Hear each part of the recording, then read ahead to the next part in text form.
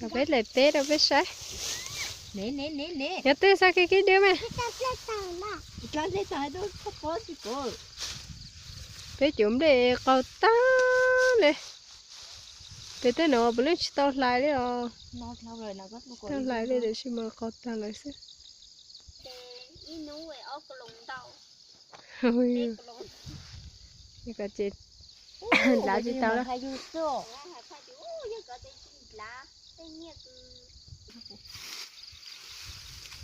Để làm đây à. Bố. Tôi làm đây sáng rồi. Để chúng để câu ta. Nhưng mà lại nhiều hả?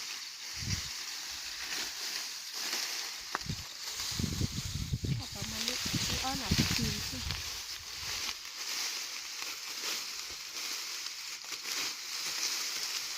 Cái này chi không lại đấy ha mà.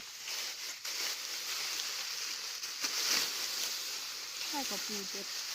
Lên từ vuốt ở xe ha thì hai uống còn.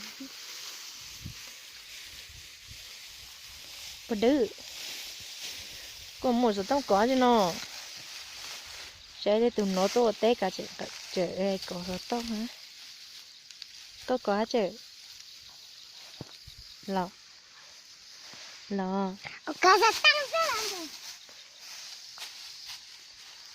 Ô một số tên mà cái này.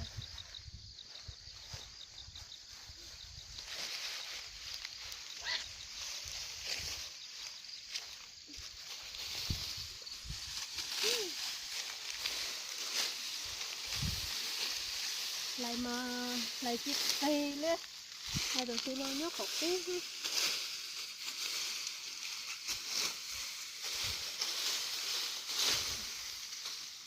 Cái gì hết chuyện ngủ bạn ha.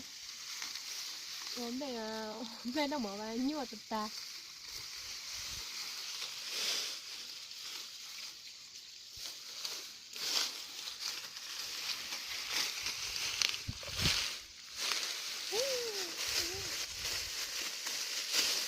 Hai chị này chém lên hết rồi.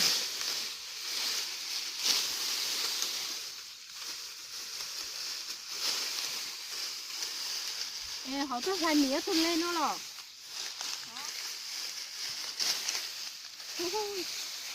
Mình chờ ta có nhớ có một số có cái phải tặng ca.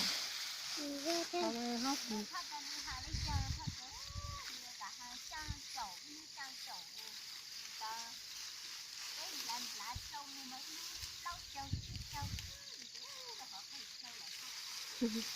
Ồ, nó sao chậu tôi. Nó sao chậu chứ.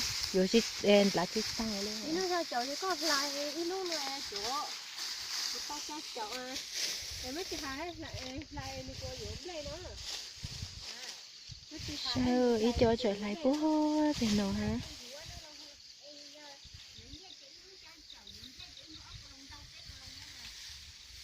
Lại sư phái à, bữa tao ăn được hả này? Nào mới vừa để một thay đâu, có lại một thay.